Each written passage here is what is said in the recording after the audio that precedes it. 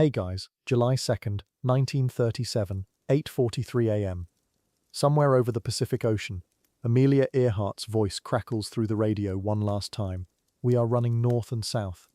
Then, silence. The most famous woman in the world just vanished into thin air. But tonight, we're not starting there. We're going back to where it all began, to a little girl in Kansas who saw something in the sky that changed everything. A story that starts with wonder and ends with one of history's greatest mysteries. All right, get comfortable, dim those lights, settle into bed, and let's take this journey together. If you're new here, welcome to Sleep Story Scribes. We tell the stories history forgot to mention in school.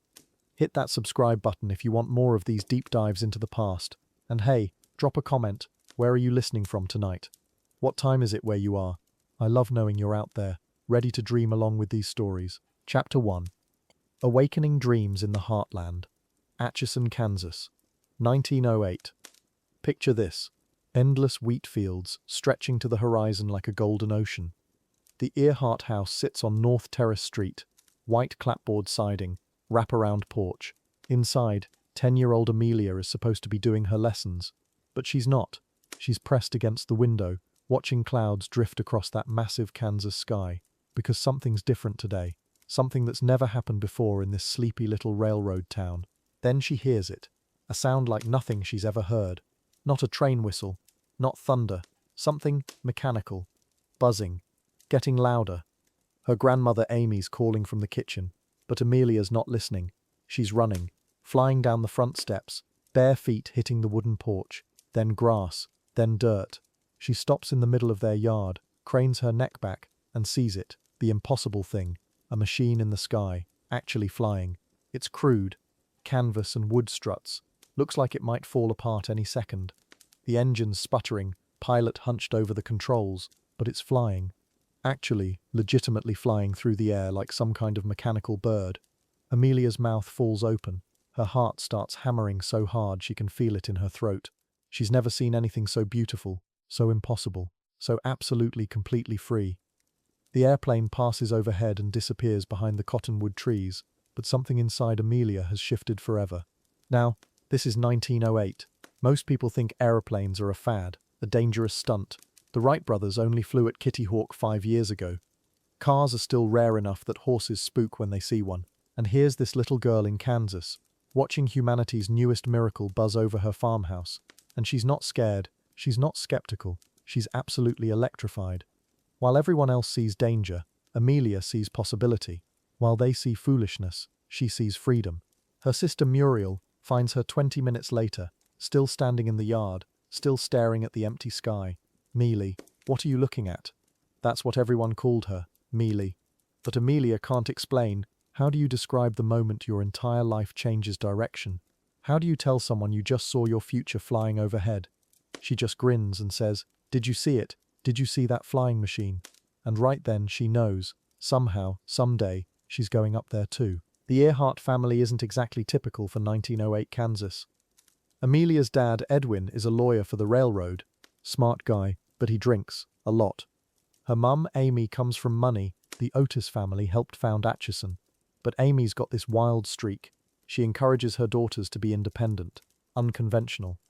While other mothers are teaching proper ladylike behavior, Amy's letting her girls climb trees, catch rats in the barn, play football with the neighborhood boys. This matters, because conventional girls don't dream of flying. See? This is America in the early 1900s. Women can't vote, can't own property if they're married. Most can't work outside the house. The idea of a woman operating dangerous machinery, ridiculous. Flying an airplane, absolutely insane. Proper ladies wear corsets so tight they can barely breathe, let alone take risks. But Amelia's growing up different. She's building roller coasters in her backyard, jumping off the barn roof with homemade wings, testing gravity every chance she gets. Her neighbors think she's trouble. But here's what's beautiful about kids. They don't know what's impossible yet. When Amelia sees that airplane, she doesn't think about gender roles or social expectations. She just thinks, I want to do that. She starts cutting pictures of airplanes out of newspapers, reads every article about aviation she can find, learns the names of pilots like they're baseball stars. Glenn Curtis, Lincoln Beechey, Harriet Quimby. Wait, that one's interesting. A woman pilot, so it can be done. It has been done. Maybe it's not completely impossible after all. Years pass. The family moves around. Des Moines, St. Paul, Chicago. Edwin's drinking gets worse. Money gets tight. But Amelia keeps growing, keeps dreaming, keeps pushing boundaries. She graduates high school, goes to college, drops out to become a nurse during World War I. She sees wounded soldiers, broken men, understands how fragile life really is. But she also sees something else. Red Cross ambulances driven by women. Proof that when the world needs something done, suddenly gender doesn't matter as much. 1920. Amelia's 23 now. Living in California with her parents. Still restless, still searching for something. Then her dad suggests they go to an air show. Just for fun, just to see what all the fuss is about. They drive out to Rogers Field in Los Angeles. Dusty airstrip, rickety grandstands, pilots doing stunts that would make your insurance company weep. And there's Amelia, sitting in those wooden bleachers, watching these daredevils loop and roll and dive. The same feeling from that day in Kansas comes flooding back, stronger now. After the show, she walks up to one of the pilots, Frank Hawks, famous stunt flyer. She's got this direct way of talking, no nonsense, straight to the point. "I'd like to learn to fly," she says. Hawks probably gets this request a lot, usually from men with money. But there's something about this tall, thin young woman with the cropped hair and steady gaze, something serious. "It'll cost you," he says. "Flying lessons aren't cheap." Amelia nods. She knows, she's been saving. What Hawks doesn't know is that Amelia's been preparing for this moment since she was 10 years old. Every job she's worked, every dollar she's saved, every boundary she's pushed, it's all been leading here, to this airfield, to this conversation, to the moment when that little girl who watched an airplane buzz over Kansas farmland finally gets her chance to touch the sky. The dream that started with wonder is about to become reality, and once Amelia Earhart gets in that cockpit, there's no turning back. Chapter 2. With Wings She Soars. 1920. America's coming alive again after the war.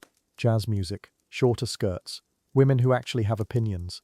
And in California there's this 23-year-old woman working every job she can find. Truck driver, photographer, mail sorter, stenographer, whatever pays. Because Amelia Earhart has seen something that's changed everything. Airplanes. And she needs $1,000 for flying lessons. $1,000. That's like 15 grand today. But here's the thing about Amelia. When she wants something, she doesn't just want it, she becomes it. Picture this. Every morning she's loading trucks. Afternoons she's behind a camera taking portraits. Evenings, sorting mail at the post office. Weekends, photography gigs. Wedding shoots, whatever keeps the money coming.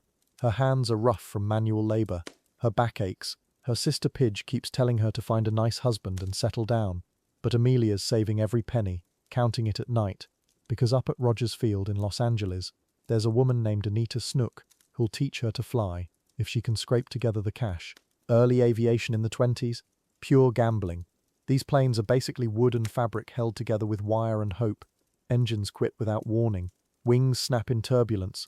Pilots die every week. The newspapers love it. Daredevil dies in fiery crash. That kind of thing. But here's what's wild. For the first time in history, women can do this too. Not many, but some. Like Anita Snook, who's already survived 3 crashes and keeps teaching. Or Ruth Law, who once flew 600 miles in a single day. The sky doesn't care if you're wearing a dress. January 1921. Amelia's finally saved enough. She shows up at Rogers Field wearing a leather jacket she bought second-hand and deliberately slept in for 3 nights, because brand new leather screams amateur. The other pilots are watching, waiting for her to quit after the first lesson. First scary moment. Most women do. She climbs into Anita's yellow Curtiss JN4, the famous Jenny, and they take off. 500 feet up, Amelia looks down at Los Angeles sprawling below and thinks, "This is it. This is what I was born to do." She doesn't quit. Lesson after lesson she's learning how to work the rudder pedals, how to feel the wind through the wings, how to land without killing everyone involved. It's harder than she thought. The stick fights her. The engine coughs. The plane wants to drop out of the sky every few minutes. But Amelia's stubborn, obsessively stubborn. After each lesson she goes back to work, loading trucks, taking pictures, counting pennies, because more flying time costs more money. And she needs every minute she can get. The sky's calling her. She can't afford to ignore it. Meanwhile, America's changing around her. The 19th Amendment passed the year before. Women can vote now. They're cutting their hair short, wearing makeup, smoking cigarettes, dancing the Charleston. The old rules, breaking down fast. Amelia's part of this wave, but different. While other women are pushing boundaries in ballrooms and beauty parlors, she's pushing them at 3,000 feet. Her mother keeps asking when she'll settle down, get married, have children. Amelia just smiles and says, "Maybe later, mother." She has other plans, much bigger plans, much more dangerous plans. 6 months in, Anita says something that changes everything. "You're ready to solo." Solo, alone, no instructor to grab the controls if things go wrong. Just Amelia and the Jenny, and gravity and whatever happens next. Her heart's pounding as she climbs in. The engine starts. She taxis down the field. Other pilots stop working to watch. Women don't usually make it this far. She gives it throttle. The plane lifts off. Wheels leave the ground. And suddenly, she's flying. Actually flying. Alone. For the first time in her life. Completely alone and completely free. 3,000 feet up, it hits her. This incredible silence broken only by engine noise and wind. No voices. No instructions. No one telling her what to do or how to live. Just sky in every direction. She banks left over the San Gabriel Mountains. Banks right toward the ocean. The world spreads out below like a map she's never seen before.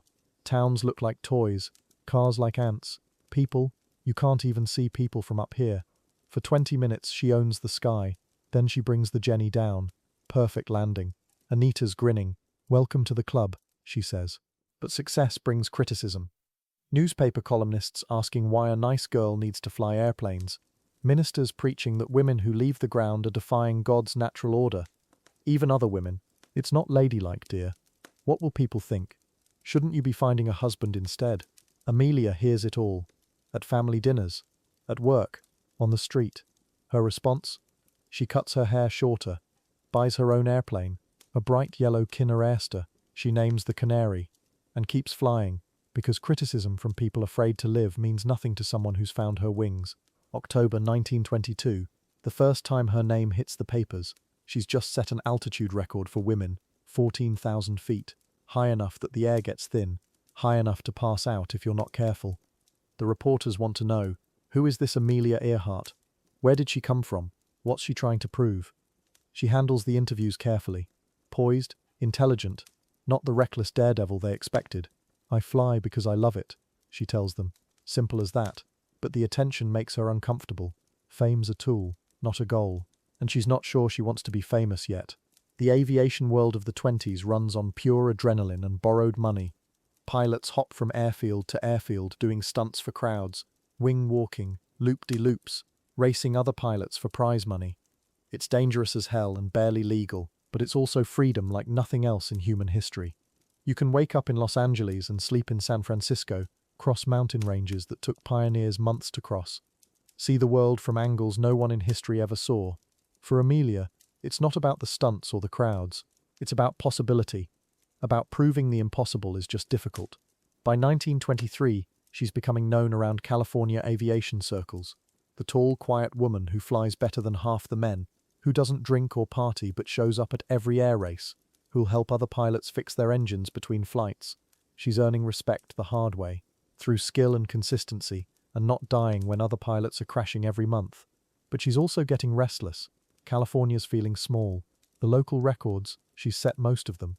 If she wants to do something that really matters, something that changes how the world sees women, she needs to think bigger. Late 1924, she's been flying for 3 years now. 3 years of scraped-together lessons, borrowed planes, and proving herself over and over. The thrill hasn't faded. If anything, it's gotten stronger. But now she's hearing about other women doing incredible things. Ruth Elder's planning a transatlantic flight. Eleanor Smith's setting altitude records back east. The competition's heating up, and Amelia's starting to realize something important. Being good at flying isn't enough anymore.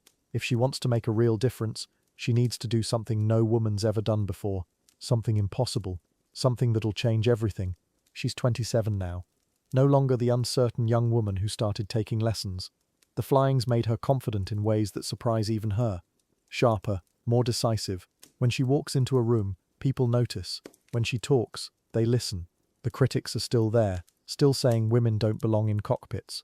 But their voices are getting quieter, because Amelia and women like her are proving them wrong every time they take off. The question now isn't whether women can fly, it's how far they'll go. And Amelia's starting to think, maybe all the way across the Atlantic Ocean. Chapter 3. First across the Atlantic. April 1928. Amelia gets a phone call that changes everything. Would you like to be the first woman to fly across the Atlantic? The voice belongs to Hilton Rayleigh, representing a wealthy publisher who wants to sponsor the flight. There's a catch though, she won't be piloting, she'll be a passenger, like a sack of potatoes, she calls it later. But here's the thing, Amelia knows this is her shot, her one chance to break into a world that doesn't want women anywhere near cockpits. The sponsors are clear about what they want, a woman who looks the part, someone who can handle the press, and Amelia, she's perfect, tall, lean, short hair that makes her look like Lindbergh's sister. They call her Lady Lindy before she even steps foot on a plane. The irony isn't lost on her. She's being chosen for how she looks, not what she can do, but Amelia's practical. Sometimes you take the door that opens, even if it's not the one you wanted. June 17th, 1928, Trepassey, Newfoundland. The Friendship sits heavy on the water, loaded with fuel. 20 hours to Ireland. Maybe more if the headwinds are brutal. Pilot Wilma Stultz looks nervous. Co-pilot Lou Gordon keeps checking his instruments. And Amelia? She's keeping a flight log, documenting everything. Because even if she's just cargo on this trip, she's learning, watching, planning for the day when she'll be the one making the decisions. The day when it'll be her hands on the controls. They lift off at 11:40 a.m. The Friendship climbs slowly, heavy with all that fuel. Below them, the Atlantic spreads out like hammered steel, endless. Amelia presses her face to the window. This is it, the thing that killed so many others, the ocean that swallowed planes and pilots and left no trace.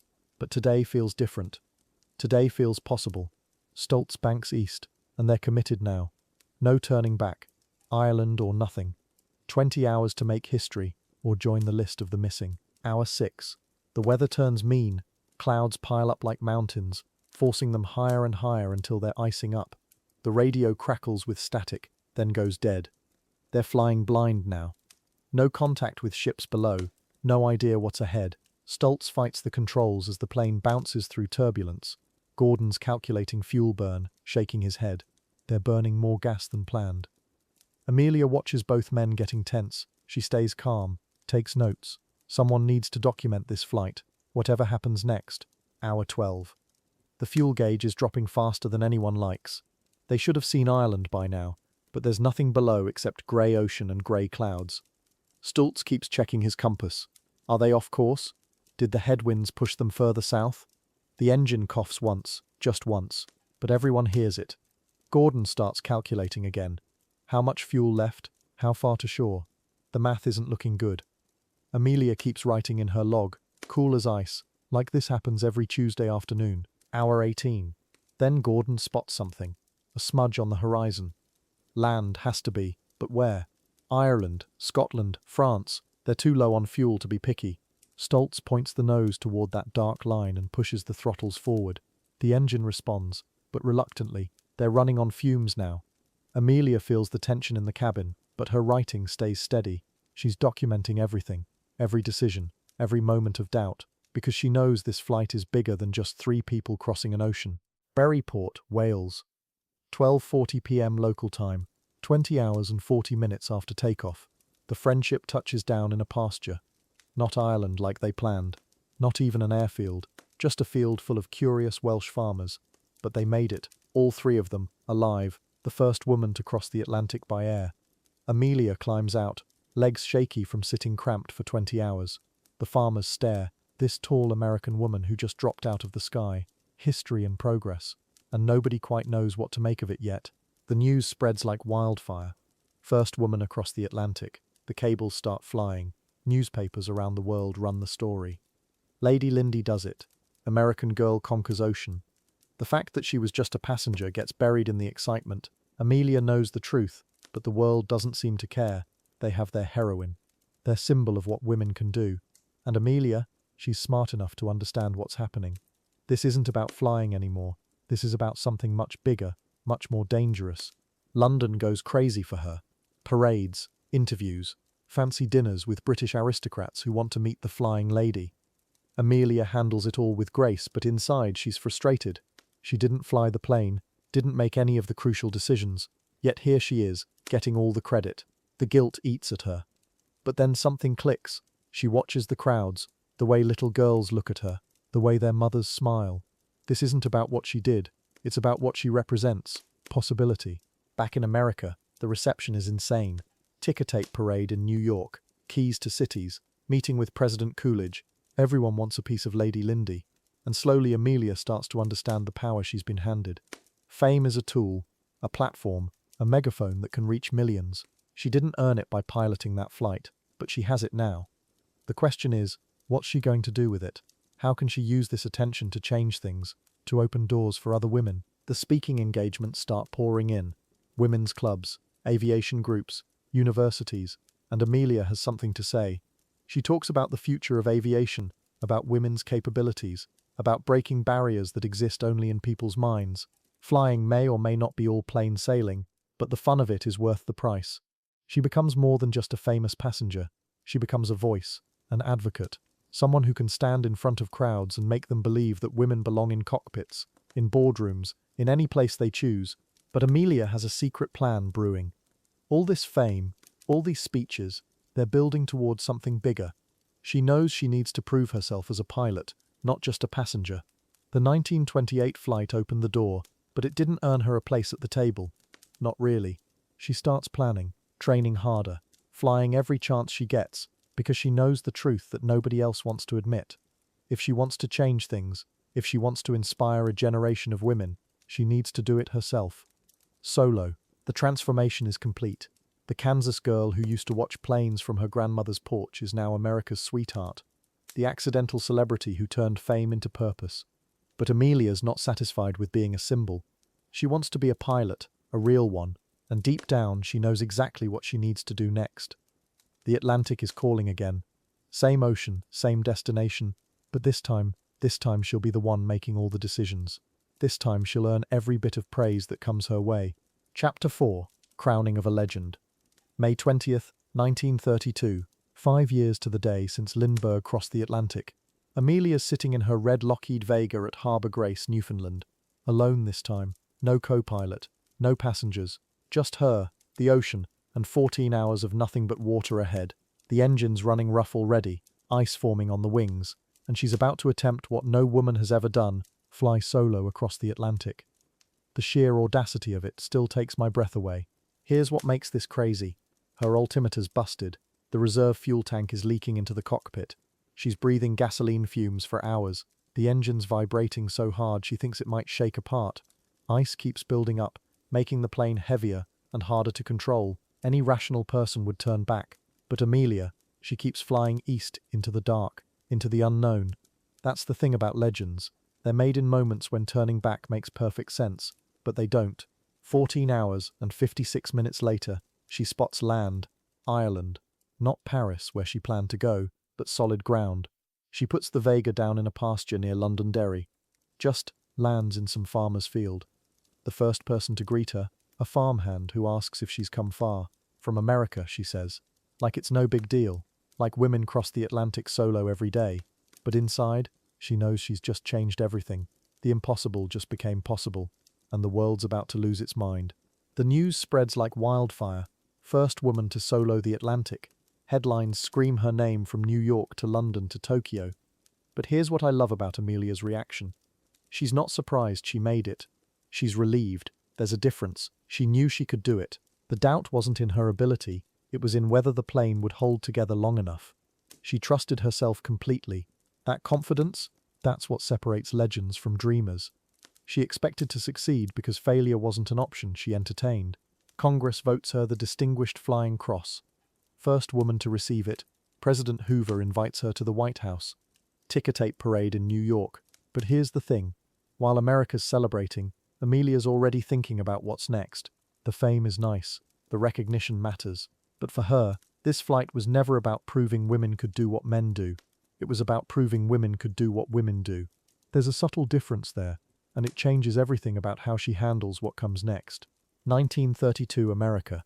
Women can't even vote in some states, can't own property in others. Most jobs are closed to them. The idea of a woman piloting an airplane solo across the ocean, it's not just impressive, it's revolutionary. Amelia knows this.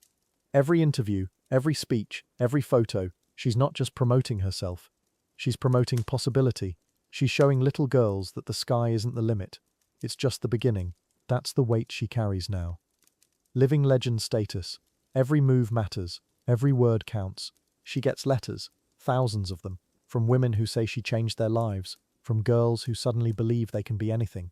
Doctors, lawyers, engineers, pilots. She keeps these letters, reads every one, because that's why she did it.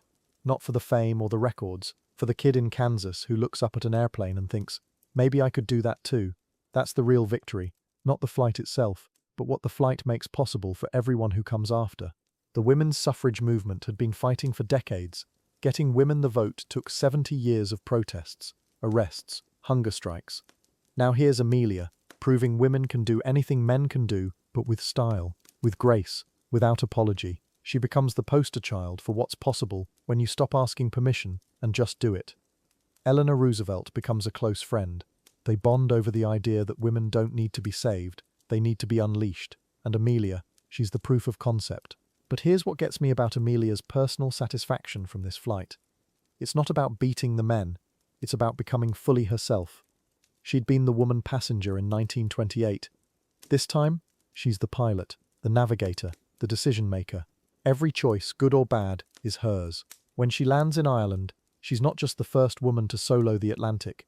She's the person she always knew she could be, completely, authentically, unapologetically herself. That's the real victory, self-actualization, at 35,000 feet. She starts using her platform strategically. Speeches about women in aviation, articles about career opportunities. She joins the board of directors at Purdue University, helps establish their aeronautics program, mentors young women pilots, but she's careful not to become preachy. Her approach is simple, live by example, prove it's possible, then step back and let others follow. She understands that actions speak louder than manifestos. The flight itself was the argument. Everything after is just evidence, and the evidence keeps mounting, that women can do extraordinary things. The media calls her Lady Lindy. She hates it. Not because she doesn't respect Lindbergh, she does, but because it reduces her achievement to a comparison. She's not the female version of someone else. She's the first version of herself. This matters more than it might seem. Every time someone calls her Lady Lindy, they're saying her achievement is derivative, secondary. She pushes back politely but firmly. She's not Lady anything. She's Amelia Earhart, full stop, pioneer, legend, original. That insistence on her own identity becomes part of her legacy. The personal cost of legend status starts showing. Every appearance scrutinized, every outfit analyzed, every word dissected. She wanted to inspire women, but now she's become a symbol. Symbols don't get to be human. They don't get to have bad days or make mistakes, but Amelia adapts. She learns to work within the constraints of fame while maintaining her authenticity. It's exhausting, but it's also powerful. She realizes that being a legend isn't about being perfect. It's about being brave enough to try impossible things in public. 5 years later, women pilots are still rare, but they exist. Jacqueline Cochran, Nancy Harkness Love, dozens of others following the path. Amelia carved through the sky. Flying schools start accepting women students.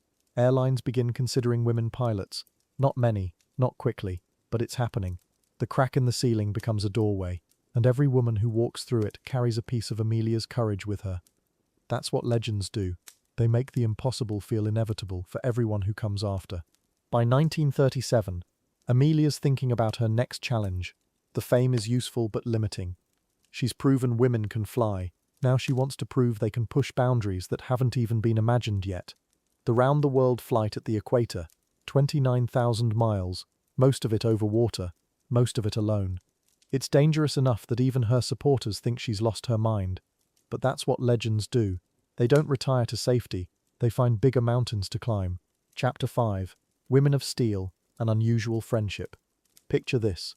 2 of the most famous women in America, sitting in the White House garden, talking like old friends. Eleanor Roosevelt and Amelia Earhart.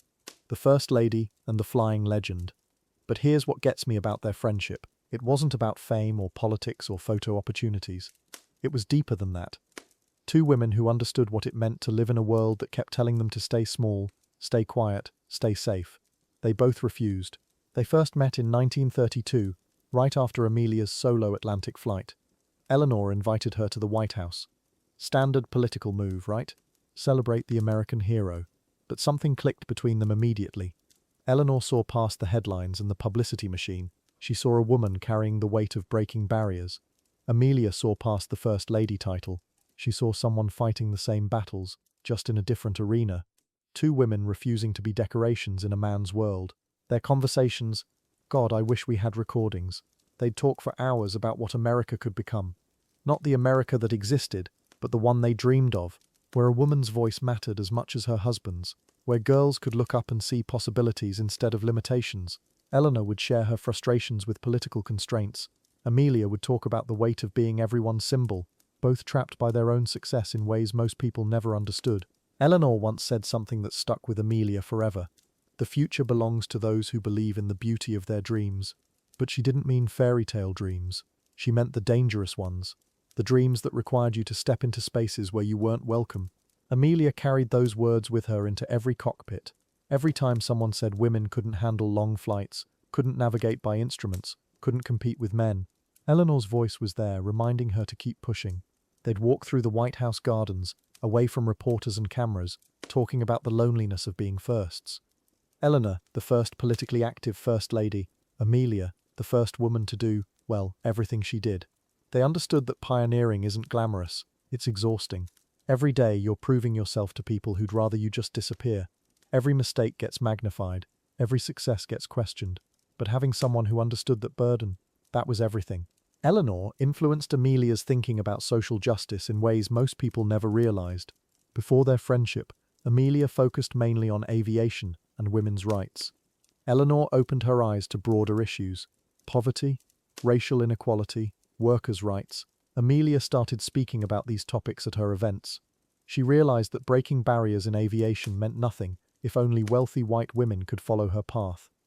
Eleanor taught her that true progress meant lifting everyone up, not just opening doors for herself. In 1935, Eleanor asked Amelia to consider running for office. Can you imagine? Amelia Earhart, senator or governor. She thought about it seriously for months. They discussed it during long evening conversations. Eleanor painted the picture, what they could accomplish together, how they could reshape American politics. But ultimately, Amelia knew her power came from being outside the system, from inspiring people through action rather than legislation.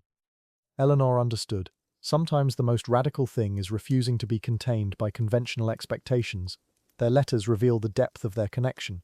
Eleanor would write about feeling isolated in her political battles, questioning whether she was pushing too hard, too fast. Amelia would respond with encouragement and her own struggles with fame and expectations. They both dealt with husbands who supported their ambitions, but didn't always understand the emotional cost. Both navigated marriages that were as much partnerships as personal relationships. Both questioned whether they were failing as traditional women while succeeding as public figures. Eleanor's influence shows up in Amelia's later speeches. She started talking about flying as a metaphor for democracy, how aviation could break down barriers between countries, classes, races, how the view from above made human divisions look absurd. Eleanor's global perspective, her belief in international cooperation, shaped how Amelia thought about her world flight. It wasn't just about personal achievement anymore. It was about proving that courage and skill transcended nationality and gender, that progress required taking risks together. They shared a particular kind of exhaustion. Both were constantly performing strength for the public while battling doubt privately. Eleanor dealt with vicious criticism for being too political, too outspoken. Amelia faced skepticism about her abilities and motives. They found refuge in honest conversations about the price of visibility, about wanting to quit sometimes but knowing too many people were watching, counting on them to keep going. They gave each other permission to be human behind closed doors. In early 1937, as Amelia planned her world flight, Eleanor was one of the few people who understood why she had to attempt it. Not for the record books or the publicity, but because backing down wasn't an option. Eleanor knew that feeling, the weight of representing more than yourself, the impossible choice between safety and significance. Eleanor worried about the risks but never tried to talk Amelia out of it. She understood that some people are meant to push boundaries, even when it might destroy them. Their final conversation happened in May 1937, just weeks before Amelia's departure. They spent an evening discussing legacy, what they hoped to leave behind. Eleanor talked about changing how America treated its most vulnerable citizens. Amelia talked about opening the sky for future generations of women. They both knew they might not live to see the full impact of their work, but they'd planted seeds, changed conversations, made the impossible seem possible for girls who didn't even know they existed yet. After Amelia disappeared, Eleanor was devastated but not surprised. She'd always known her friend was willing to risk everything for progress. Eleanor used her grief as fuel, fighting harder for the causes they'd discussed.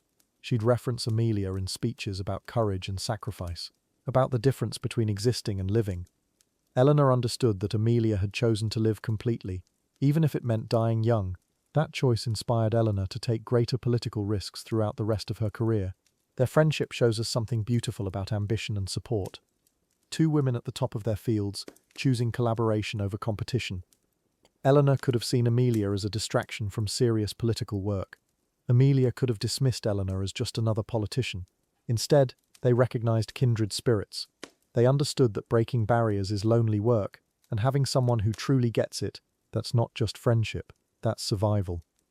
They made each other braver. That's the real legacy of their unusual friendship.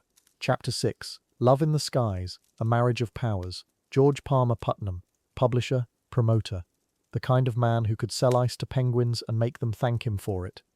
He'd already made fortunes pushing other people's adventures to the world. Then he met Amelia Earhart, and everything changed. Because here's the thing about George. He didn't just see a famous aviator. He saw a woman who could rewrite the rules. Someone worth betting everything on. Someone worth loving. They met in 1928, right after Amelia's Atlantic flight as a passenger. George was handling the publicity tour, trying to turn 20 hours in a plane into a career. Most men saw her fame as temporary, a novelty. George saw it as the opening act. He watched her field reporters' questions, sharp, confident, completely unimpressed by her own celebrity. That night, he called his secretary, cancel everything for the next month. He had work to do, real work. Their courtship was anything but conventional. Business meetings over breakfast. Strategy sessions that stretched past midnight. George would pitch her endorsement deals while she planned her next flight. She'd test his ideas against her instincts, push back when he pushed too hard. Most women in 1929 married for security. Amelia was negotiating a partnership, an alliance, something that had never existed before. Two ambitious people deciding to build something bigger than either could manage alone. February 7th, 1931. They married in George's mother's house in Connecticut. Amelia wore brown, not white, never white. That would have been someone else's wedding, someone else's life. The night before, she handed George a letter. Her conditions, her terms, no ordinary marriage vows for Amelia Earhart. She wanted freedom, adventure, the right to fail, spectacularly, if that's what it took. George read it twice, then he smiled. Deal. This was exactly the woman he'd fallen for. The media had a field day. America's sweetheart marrying her publicity manager. They called it a business arrangement, a publicity stunt. Cynical reporters waited for the marriage to crumble under the spotlight. What they didn't see was the quiet moments. George massaging Amelia's shoulders after a brutal flight. Amelia defending George's decisions when others called him opportunistic. They were building something the world hadn't seen before, a partnership where both people got to be fully themselves, completely uncompromising. George understood what most people missed about Amelia, the loneliness. Fame is isolating, especially for a woman breaking barriers nobody wanted broken. At parties, she was either the fascinating oddity or the dangerous example, never just Amelia, never just human.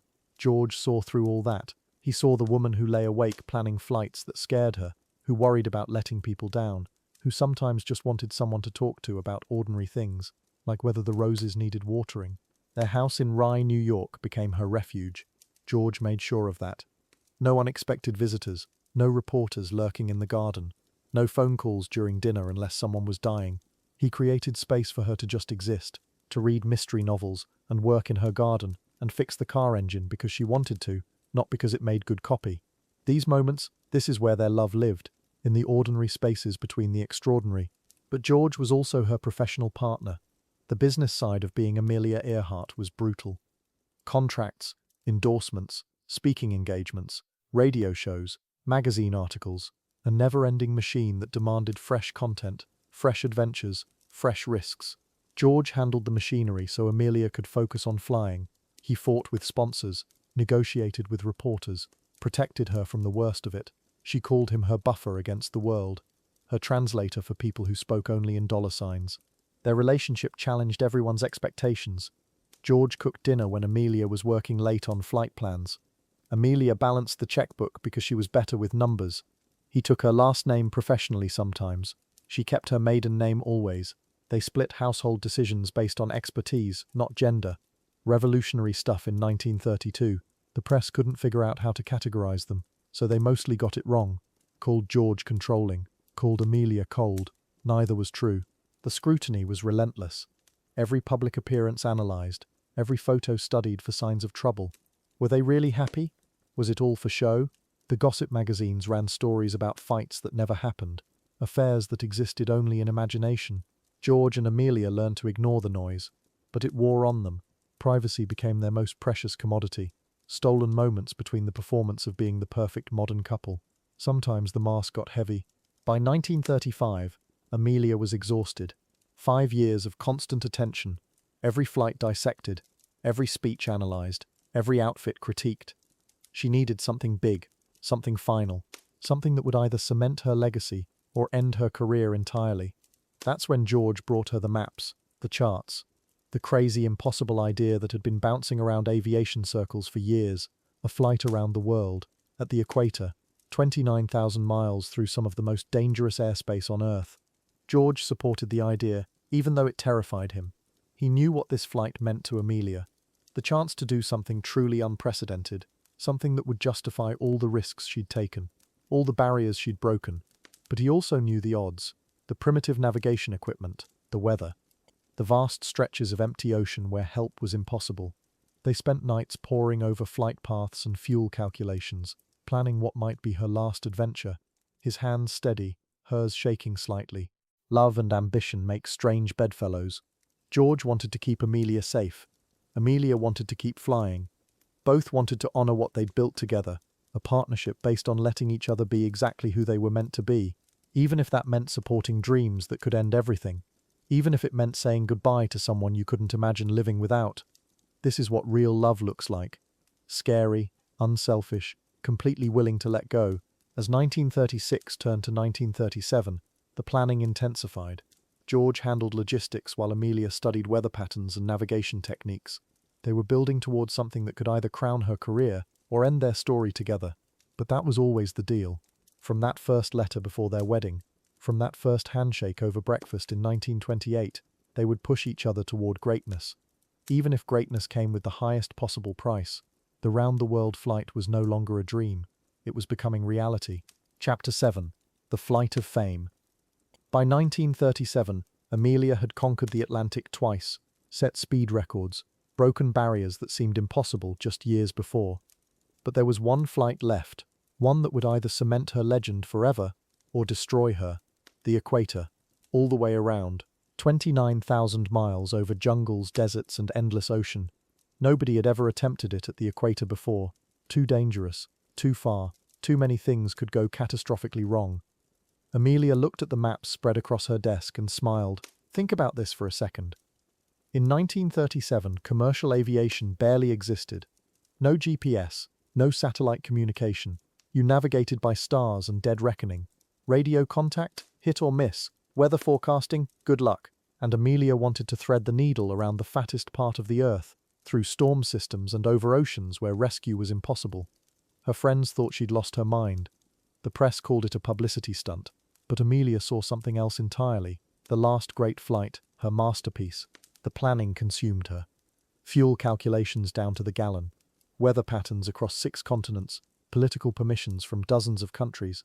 Every airport, every fuel depot, every backup landing strip mapped and memorized. She worked 18-hour days, chain-smoking, surviving on coffee and determination. George, her husband, watched her disappear into this obsession. The woman who'd married him partly for his publicity genius was now beyond his ability to control or protect.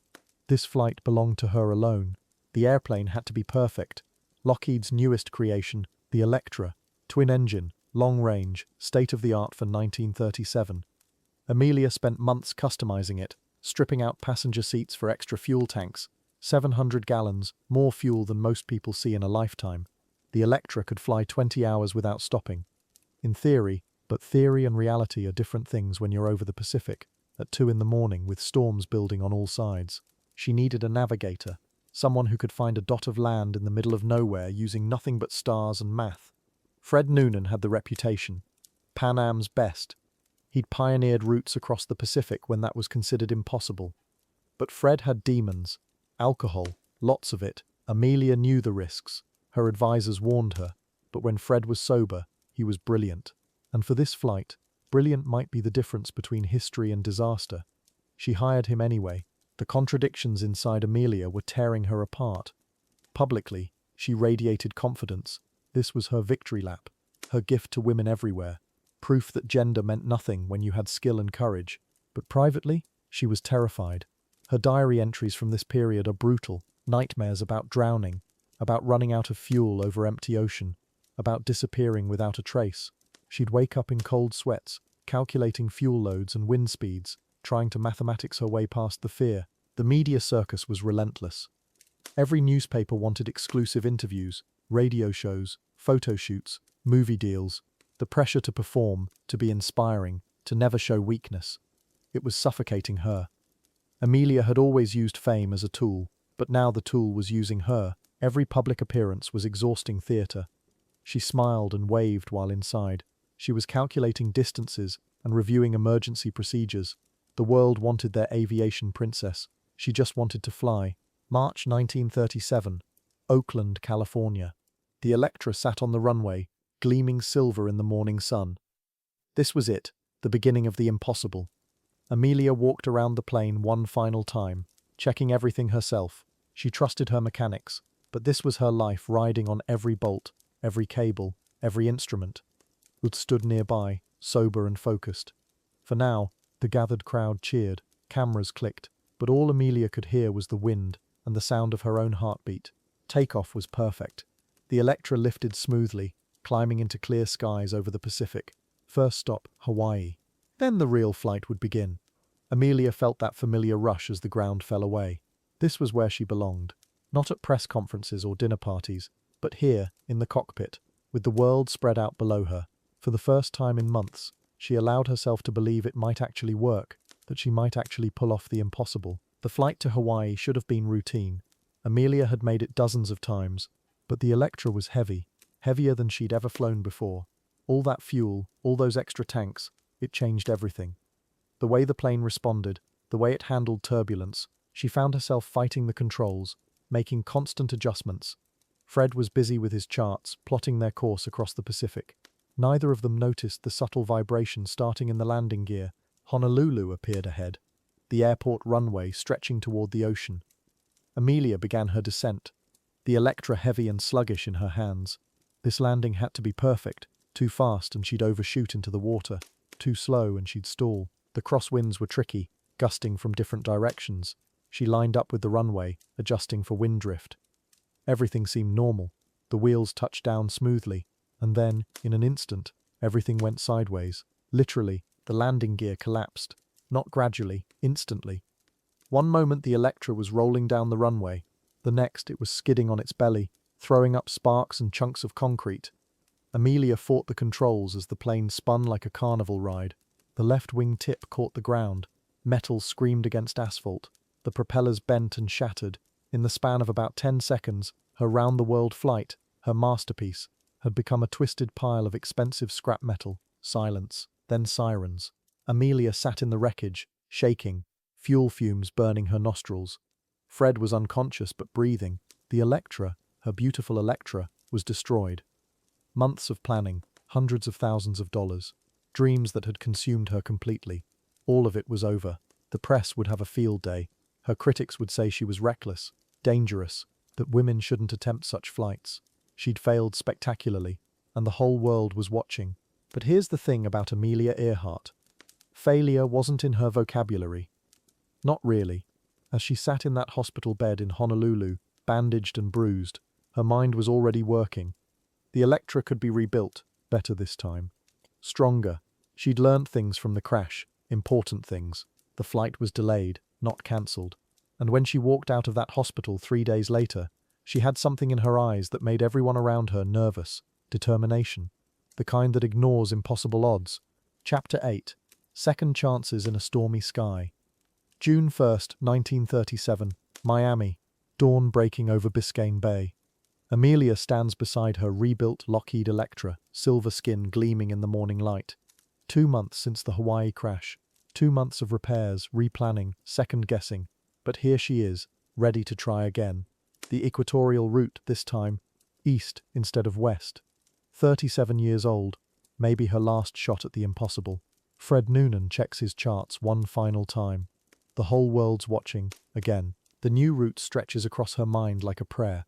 Miami to Puerto Rico, Venezuela, Brazil, then the long Atlantic leap to Africa, Dakar to Chad to Sudan, India's burning plains, Burma's mountains, Southeast Asia's scattered islands, 29,000 miles total.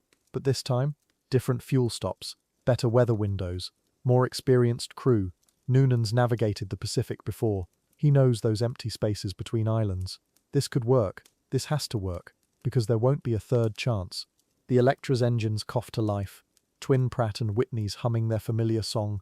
Reporters crowd the fence. Cameras clicking. George Putnam works the crowd like the showman he is. But Amelia's already gone in her mind, already flying. She checks the radio setup. Different frequencies this time. Better range, or so they hope. The cockpit feels smaller now, more cramped with extra fuel tanks. Navigation equipment packed tight. Every pound matters when you're crossing oceans. Wheels up from Miami at 5:56 a.m. The coastline falls away beneath them. Blue-green water stretching endlessly south. Puerto Rico first. Easy hop. Just getting warmed up. The Electra handles well. Heavy with fuel but steady. Noonan's already plotting their next course. Venezuela. Then the tricky part. Crossing the Andes. But right now it feels possible. The morning air is smooth. Radio's working. Engines purring. Maybe this time the Pacific won't get its chance to swallow them whole. South America unfolds below like a green carpet.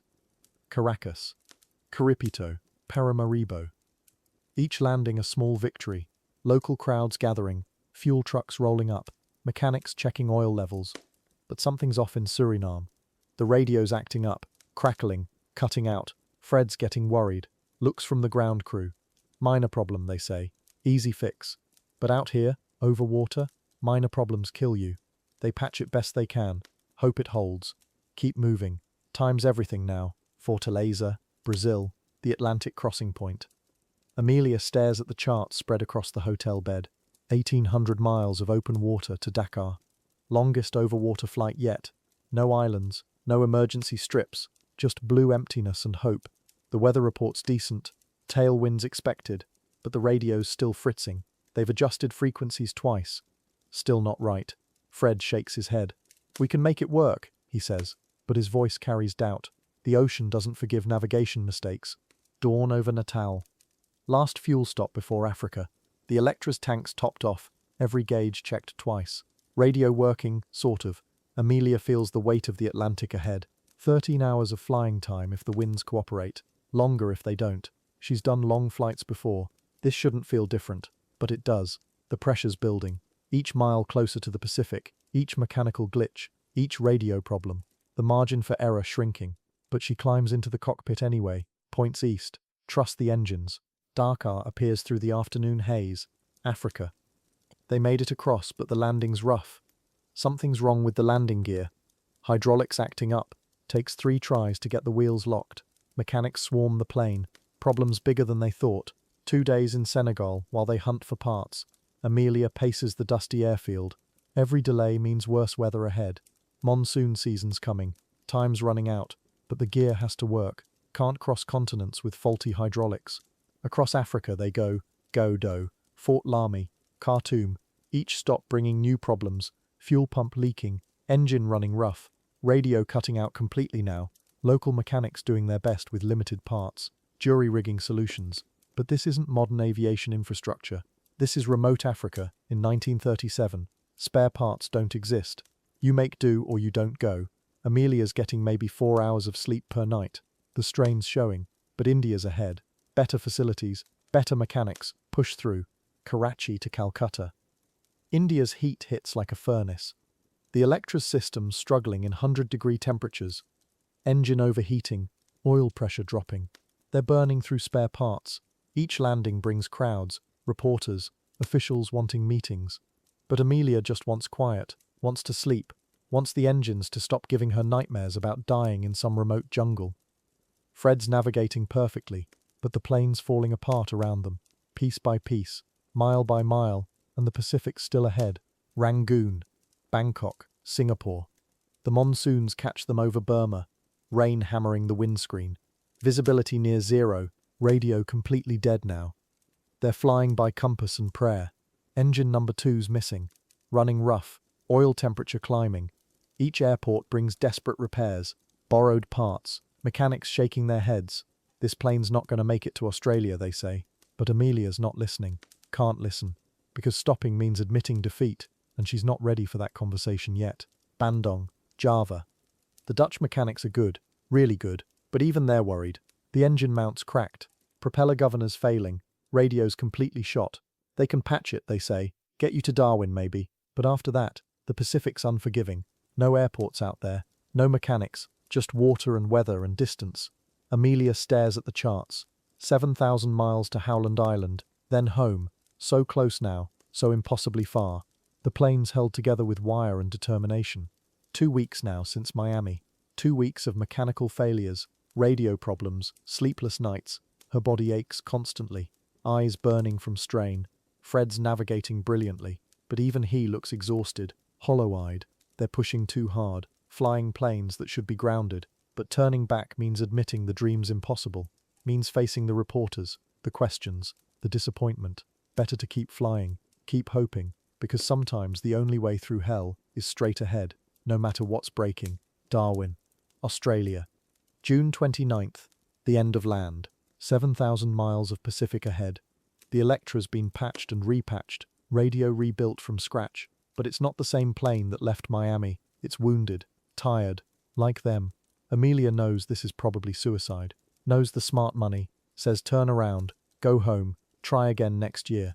But there won't be a next year. This is it, the last roll of the dice. Tomorrow they fly to New Guinea, then into the blue. Chapter 9, The Last Stop. An Unintended Prophecy. Ley, New Guinea, June 29th, 1937. Amelia climbs out of the Electra after 22,000 miles of flying. Her face is sunburned, her clothes are wrinkled, but her eyes, they're fixed on that horizon. 7,000 miles left, 7,000 miles between her and making history. The locals gather around the silver plane like it dropped from another world, which, honestly, it kind of did. This tiny airstrip carved from jungle, this is where everything changes. 7,000 miles. That number keeps rolling through her head. 22,000 behind them. 7,000 ahead. The hardest 7,000. Nothing but Pacific Ocean stretching to the horizon and beyond. No landmarks, no emergency landing strips, just water. Endless, empty water. And somewhere out there a tiny speck called Howland Island. Less than 2 miles long, half a mile wide. Miss it by 50 miles and you're dead.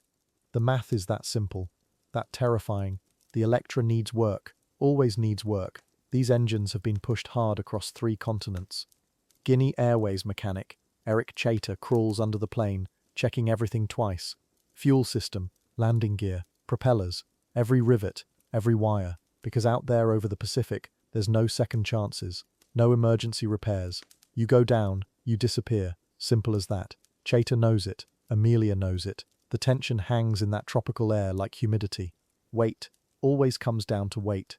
They need fuel for 24 hours of flying, maybe more if the headwinds are brutal. But fuel is heavy. Every gallon means something else gets left behind. Extra clothes? Gone. Emergency supplies? Minimal. Even Fred's navigational charts get trimmed down to essentials.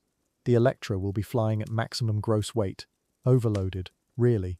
Right at the edge of what's physically possible. One miscalculation, and they'll never get off the ground. Fred Noonan stares at his charts, spread across a makeshift table. 20 years of navigation experience, and this flight scares him. Howland Island sits right on the international dateline. Weather patterns shift unpredictably. Radio signals bounce weird in that part of the Pacific. He's calculated and recalculated the course. But dead reckoning over 2,000 miles of open ocean? with primitive radio equipment? Even the best navigator in the world, there's so much that can go wrong. The photographs. Nobody talks about how ominous they look now. Amelia standing beside the Electra, hands on her hips, Fred checking his instruments one last time. The plane loaded heavy with fuel, wings sagging slightly. There's something in her expression, not fear exactly, but awareness. She knows what she's attempting. The Pacific doesn't forgive mistakes. These might be the last pictures ever taken of them. In a few days, newspapers worldwide will run these same photos with very different headlines. Weather reports trickle in from across the Pacific. Scattered thunderstorms, headwinds, cloud cover over Howland. Not ideal, but when is it ever? They can't wait for perfect conditions. Every day brings more mechanical wear, more media attention, more pressure. The world is watching. Sponsors are waiting. And somewhere in her gut, Amelia knows this might be her last shot. At 40, how many more chances does she get? The window is closing. Time to fly. The radio setup. Here's what nobody realized would kill them. The Electra transmits on 3,105 kilocycles. The Coast Guard cutter Itasca, waiting at Howland, receives on 500 kilocycles. They can't hear each other properly. Different frequencies, different equipment, different procedures. It's like having two people shout across a canyon in different languages. When things go wrong tomorrow, when they're lost and desperate for help, this miscommunication will seal their fate. But tonight, nobody knows. Final preparations stretch into the evening. Every system checked and double-checked. Flight plan reviewed. Emergency procedures discussed. The Electra gets topped off with fuel until the tanks won't hold another drop. 947 gallons. Enough for 24 hours, if everything goes perfectly. But when does everything go perfectly? Amelia signs autographs for the Guinea Airways crew, smiles for more photographs, but her mind is already out there over that dark Pacific, calculating angles and distances and possibilities. The night before, Amelia can't sleep. She walks the airstrip in the darkness, listening to night sounds from the jungle. Insects, strange bird calls, the distant sound of waves. Tomorrow she'll be flying over nothing but ocean for 20 hours. No lights below, no landmarks, just Fred's navigation and radio signals. They're not even sure will work. She's attempted impossible flights before, but this feels different. Bigger, like everything in her life has led to this one flight. July 2nd, 1937, 0000 Greenwich Mean Time, 10 a.m. local. The morning feels heavy, humid air that makes everything stick to your skin. Amelia pulls on her leather flight jacket despite the heat. Fred loads his navigation equipment one last time. Chronometer, octant, radio direction finder, charts wrapped in waterproof covering. Everything they'll need to find a speck of land in the world's largest ocean. The Electra sits on the runway like a silver bird ready to leap into the void. Final weight check. They're heavy, really heavy. The Electra will need every foot of Lay's 3,000-foot runway. Amelia climbs into the cockpit, adjusts her seat, checks the instruments one more time. Fuel gauges showing full. Oil pressure good. Fred settles into the navigator's seat behind her. Guinea Airways personnel wave from the sidelines. A few local officials watch from a small building. No crowds, no ceremony, just two people about to attempt the impossible. Engines start with that familiar roar. Props spin into silver discs. Amelia taxis to the runway's end, turns the heavy plane around. Through the windscreen, nothing but grass strip and jungle and blue sky beyond. Fred checks his watch, makes a note in his logbook. 0000, Greenwich Mean Time, 10:15 a.m. local. She pushes the throttles forward. The Electra rolls, slowly at first, then faster. The weight fights against lift. Physics versus ambition. Always comes down to physics. They lift off just before the jungle line. Wheels retract. The Electra climbs slowly, heavily, fighting for altitude, banking east toward the vast Pacific, toward Howland Island, somewhere out there 20 hours away. The people on the ground watch until the silver plane disappears into blue sky, just another dot heading into infinity. None of them will ever see Amelia Earhart again. In 21 hours, the world will lose two of its most famous aviators. But right now, they're flying into legend. Chapter 10. Into the Vast Blue, the Final Flight. July 2nd, 1937. Lie, New Guinea. 10 a.m. local time. Amelia Earhart sits in her Lockheed Electra, engines warming, 22,000 miles behind her, 7,000 ahead. The worst 7,000, straight across the Pacific, to a speck of land called Howland Island. Fred Noonan's already done the math. 20 hours of flying, maybe 21 if the headwinds are brutal. They're carrying 20 hours of fuel. You see the problem? This isn't confidence. This is rolling the dice with physics. The runway at Lars is short. Too short, really, for a plane this heavy. 7,000 gallons of fuel. The Electra barely clears the trees. Amelia banks east toward the rising sun. And suddenly, there's nothing. No landmarks, no roads, no cities, just blue, endless, empty blue stretching to every horizon. The Pacific Ocean, 64 million square miles of it. And somewhere out there, Howland Island waits.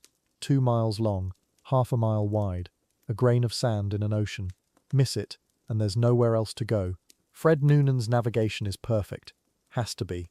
1 degree off course over this distance means missing Howland by 60 miles. At 20,000 feet, you can see maybe 100 miles on a clear day. So the margin for error is basically zero. Noonan shoots the sun with his sextant, calculates position, recalculates.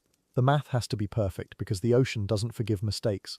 And already, 3 hours out of lay, something's wrong. The radio isn't working right. The frequency they're supposed to use, Amelia can't seem to reach anyone. Here's what's insane about 1937 radio technology. The Coast Guard cutter Itasca is stationed at Howland, waiting to guide Amelia in. They're using one frequency. Amelia's transmitting on another. Neither can hear the other clearly. It's like they're shouting across a canyon in different languages. The Itasca sends signal after signal. Earhart, this is Itasca, please respond. Amelia transmits back. Gas running low, unable to reach you by radio. They're talking past each other into the void. Both sides getting desperate. Both sides alone. 14 hours into the flight. Somewhere over the central Pacific. Amelia keys her radio. Gas running low. Been unable to reach you by radio. We are flying at altitude 1,000 feet. The Itasca hears this transmission clearly. Finally, they respond immediately with a long series of instructions, weather reports, radio frequencies, everything Amelia needs to find Howland. But here's the brutal part. Amelia doesn't hear any of it.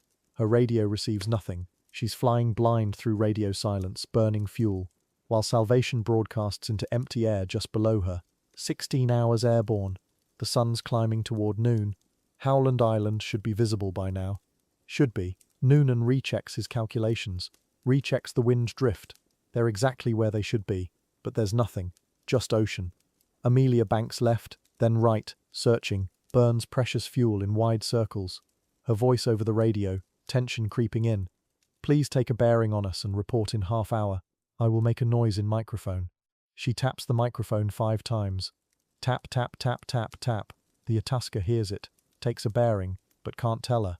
The Itasca's radio operator is going crazy. He can hear Amelia perfectly, every word, every breath, every tap on the microphone. He responds constantly, desperately. Earhart, this is Itasca. We have you loud and clear. Turn right. Howland is to your right, but it's like talking to a ghost. Amelia transmits right over his voice. Can't hear him at all. The frequency mismatch is killing them. They're so close, maybe 50 miles apart, but they might as well be on different planets. Radio silence is the deadliest kind of alone. 17 hours. 18. The fuel gauges are dropping fast. Amelia's voice is steady, but you can hear it now. The edge. The controlled fear. We are running north and south along the line where Howland should be, like a desperate search pattern, scanning empty ocean for 2 miles of coral and sand. Fred Noonan beside her, silent, rechecking charts that can't be wrong but somehow are. The Pacific doesn't care how perfect your navigation is. The Pacific doesn't care about anything. It just waits, endless and patient, and utterly indifferent. 8:44 a.m. Howland time. 20 hours and 14 minutes since takeoff. Amelia keys the radio 1 more time. Gas is running low, running north and south. Her voice is steady, professional, but she's flying on fumes now.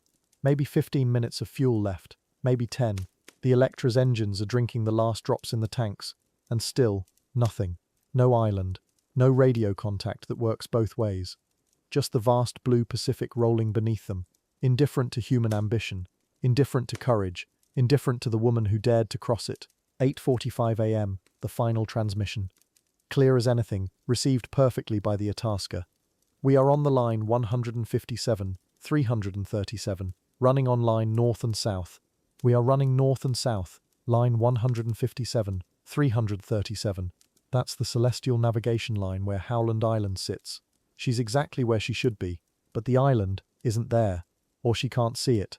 43 seconds of transmission, then silence. The radio goes dead. Not static, not interference, nothing. Complete and total silence. The Electra has vanished into the blue as if it never existed. The Itasca waits, calls her name every few minutes. Earhart, this is Itasca, please respond. Earhart, please respond. The radio operator's voice gets more desperate with each call. Hours pass. The sun climbs higher. Still nothing. Other ships join the search. Military planes scramble from Hawaii, but the Pacific is impossibly vast. 250,000 square miles to search. And somewhere in all that blue water, Amelia Earhart and Fred Noonan have simply disappeared, like they flew off the edge of the world into legend. The search lasts 16 days. Battleships and destroyers, planes and submarines, 250,000 square miles of ocean combed methodically, desperately. They find nothing, not a piece of metal, not a life jacket, not a trace. It's like the Pacific swallowed them completely. George Putnam, Amelia's husband, refuses to give up, organizes private searches, follows every lead, every rumor, every possible sighting. For years he searches, for years he hopes, but the ocean keeps its secrets. Some mysteries are bigger than the people who try to solve them. What happened in those final moments? Did the engines quit suddenly, sending them spiraling into the Pacific? Did they make it to some tiny atoll, surviving for days or weeks before? What? Did they crash land on Gardner Island, sending distress signals that nobody heard? The theories multiply like ghosts. Japanese capture, assumed identities, secret government missions. But maybe the simplest answer is the truest one. Maybe they just flew too far into the blue. Maybe the ocean claimed them the way it claims everything, quietly, completely, forever. Amelia Earhart disappeared at age 39, frozen forever in that moment of ambition and courage. She didn't just vanish into the Pacific, she vanished into legend. The woman who refused to play it safe, who chose the impossible over the merely difficult, who proved that sometimes the most important thing isn't reaching your destination, it's having the courage to try. The Pacific Ocean is vast and lonely and final. But legends? Legends are bigger than oceans. They're bigger than disappearances. They're bigger than death. Amelia Earhart is still flying somewhere. Still searching for Howland Island. Still free. 8:43 a.m. Then, nothing. The radio crackles with static where Amelia's voice should be. On the Coast Guard cutter Itasca, radio operator Leo Bellarts keeps calling. Earhart. Earhart, this is Itasca. Silence. He tries different frequencies. Nothing. Captain Thompson checks his watch. She should have found Howland Island by now. Should be circling, looking for the runway. Instead, this terrible quiet. The Pacific has swallowed her voice completely.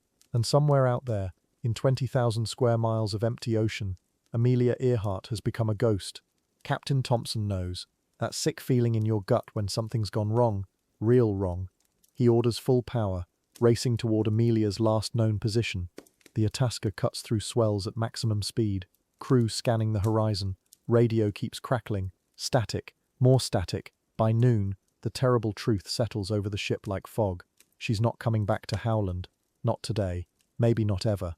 Thompson sends the message that will shake the world. Earhart unreported. 2 words that mean everything and nothing. The nightmare has officially begun. Within hours, the Coast Guard mobilizes the largest peacetime search in history. Ships steam from Pearl Harbor. Aircraft launch from carriers. The USS Lexington, a massive aircraft carrier, changes course toward the search zone. This isn't just any missing plane. This is Amelia Earhart, America's sweetheart, the woman who proved anything was possible. Admiral Leahy himself takes charge. Orders pour from Washington. Find her alive. The Pacific, that vast blue cemetery, has claimed aviation's greatest celebrity. But they're not giving up. Not on Amelia. Not yet. George Putnam gets the news in his Oakland office.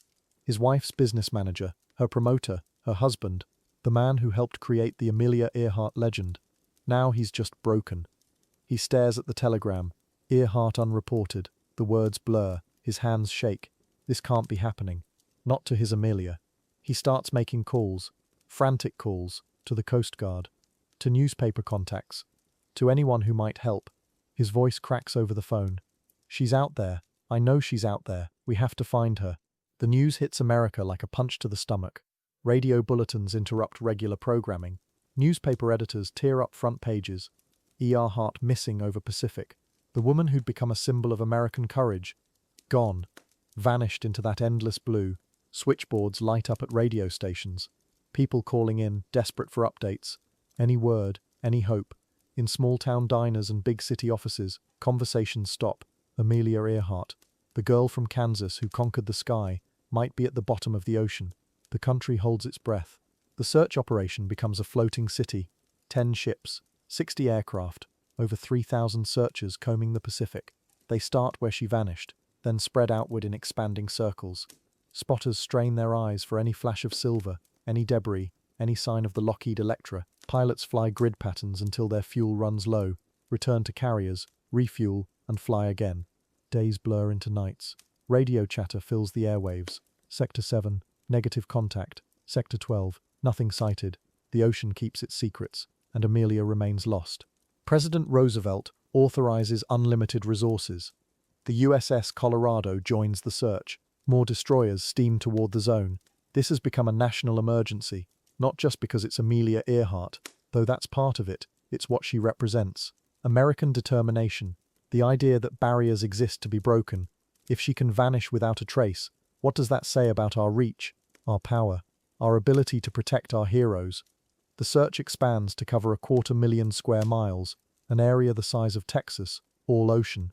Around the world, people gather around radios, London, Paris, Tokyo, waiting for news, any news.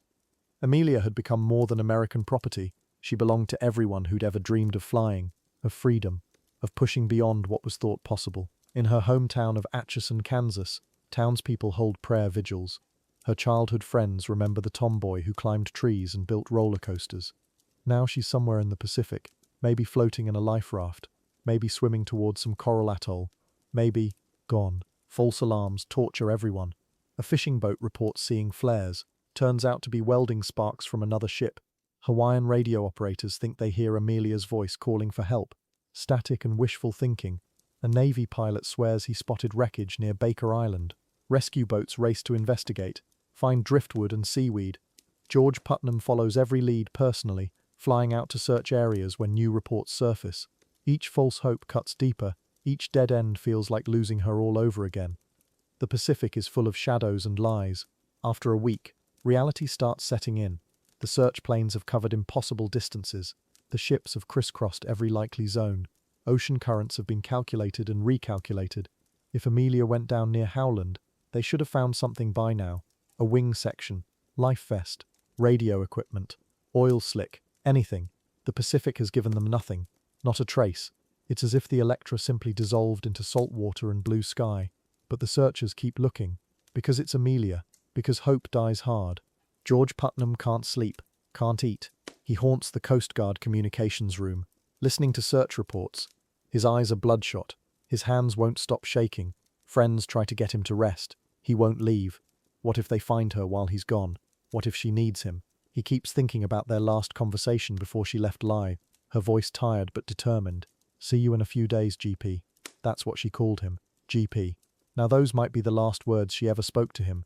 The thought is killing him slowly. Churches across America hold special services, prayers for Amelia's safe return. Children who'd looked up to her as a hero light candles in bedroom windows, bring Amelia home. The White House gets thousands of letters, suggestions for where to search, offers to help. One farmer from Iowa mortgages his land to fund a private search plane. Movie stars pledge money. Regular people send in their savings. Because she wasn't just a celebrity, she was proof that dreams could come true. And if she was really gone, what did that mean for the rest of us? 2 weeks in, the search zone expands again. Maybe she made it to the Marshall Islands, maybe the Phoenix Islands. Search planes push their fuel limits, hoping to spot a signal fire on some remote beach. Coast Guard cutters check every atoll, every reef where a plane might have crashed. Native islanders are questioned through interpreters. Have you seen a silver aeroplane? A woman pilot? The answers are always the same. No, nothing. The Pacific's 11,000 islands become 11,000 potential graves, and still no sign of Amelia. Day 16, the hardest decision arrives. Admiral Leakey calls off the official search. They've covered 250,000 square miles, spent $4 million, found nothing. Not a rivet, not a scrap of fabric. not a trace of Amelia Earhart or Fred Noonan. The ocean has swallowed them completely. George Putnam collapses when he hears, literally falls to his knees. The woman who'd flown around the world is gone, vanished into legend, into mystery, into that terrible silence over waves where heroes go to disappear. Chapter 12. Mourning an Icon. Amelia's Legacy. July 18th, 1937. 16 days of searching. 250,000 square miles of Pacific Ocean scoured by ships and planes. Nothing. The USS Lexington turns back to port. Coast Guard cutters head home. And somewhere in Washington, someone has to make the call. The search is over. Amelia Earhart is gone. But here's what nobody expected. Her disappearance? It made her more famous than any flight ever could, more powerful than any landing. Because legends aren't born from safe arrivals. The news hits America like a punch to the gut. Radio broadcasts interrupt regular programming. Newspaper headlines scream across front pages. Yasar Hart lost. Lady Lindy missing. Search called off. But it's not just America mourning. London papers run full spreads. Paris goes quiet. Tokyo prints tribute editions. This woman who vanished over empty ocean, she belonged to the whole world, and the world just lost its brightest star. The fan mail keeps coming to her house for months. Thousands of letters.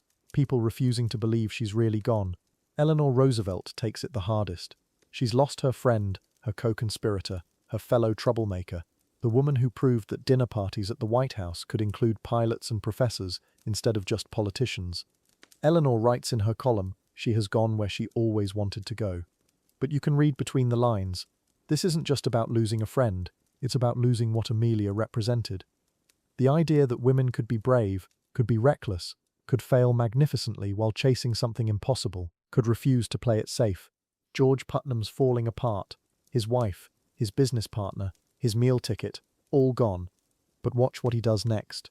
He doesn't retreat, doesn't hide. He writes a book, Soaring Wings, about Amelia, about their marriage, about her last flight.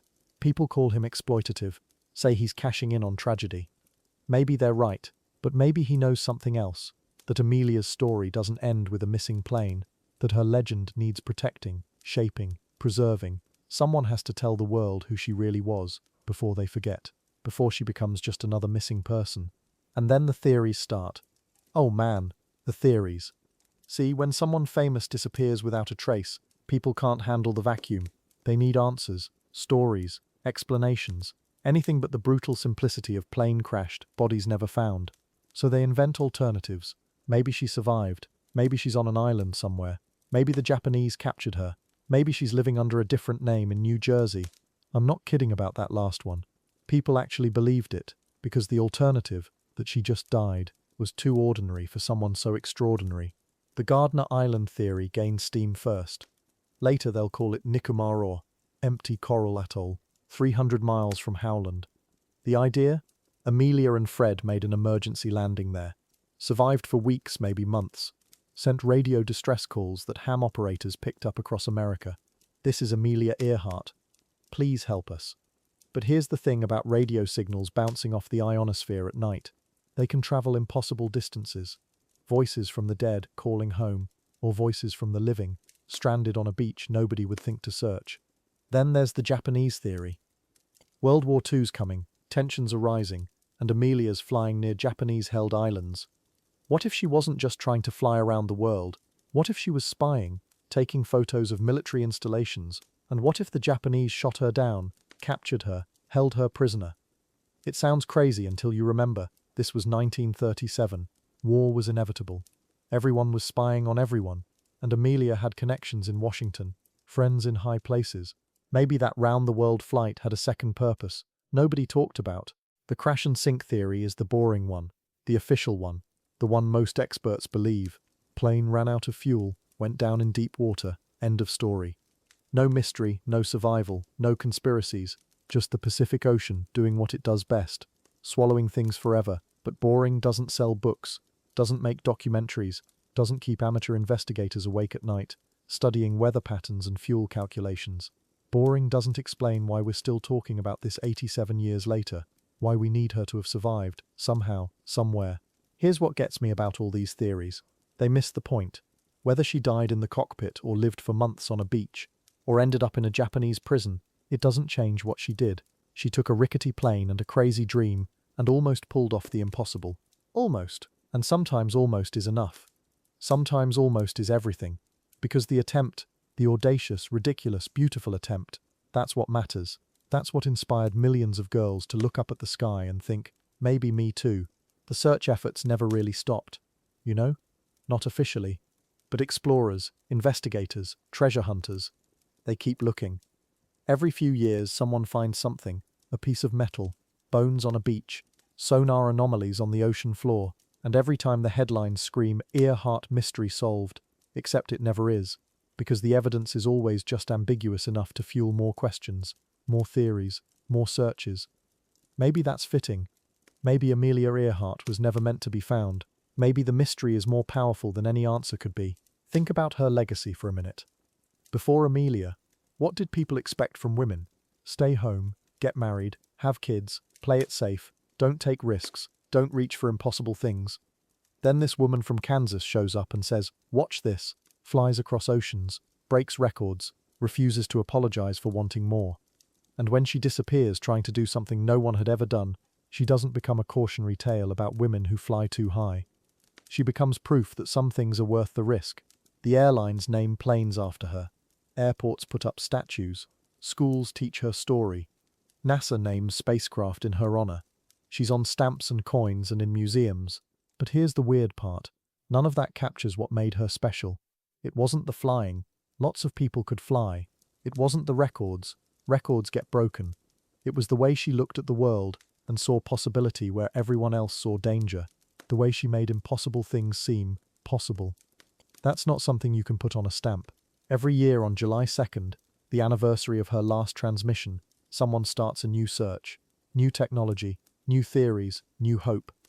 They scan the ocean floor with sophisticated sonar, analyze metal fragments with electron microscopes, study colonial records from remote Pacific islands, and every year they find nothing conclusive, nothing definitive, just enough to keep the mystery alive, to keep us wondering, to keep us hoping that maybe, somehow, somewhere in the vast Pacific, there's still an answer waiting to be found.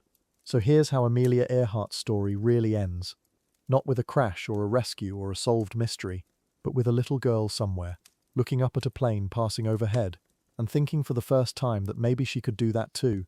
Maybe she could be the pilot instead of the passenger. Maybe she could reach for something impossible and not apologize for trying. That little girl, she's Amelia's real legacy. Not the theories or the searches or the monuments, but the idea that ordinary people can attempt extraordinary things. Chapter 13. Enduring Enigma. Unveiling Theories. July 2nd, 1937, 8:43 a.m. Amelia's voice cuts through static one last time, then nothing. Just endless Pacific silence. What happened next? That question has haunted investigators for over 8 decades. 3 main theories emerged from that void, each one compelling, each one incomplete, each one hiding pieces of a puzzle that might never be solved. Tonight, we're diving into the evidence, the radio signals, the bone fragments, the twisted metal, the testimonies that don't quite add up, because sometimes the mystery is the point. Theory 1, the simplest, the most brutal. They ran out of fuel and crashed into the Pacific. 20,000 feet of black water swallowed them whole. No survivors, no wreckage, just gone. The Navy believed this from day one. Makes sense, right? Primitive navigation, vast ocean, low fuel, simple math equals tragedy. But here's what bothers investigators. The Electra was built tough. Even a crash landing might leave debris. Oil slicks, something floating.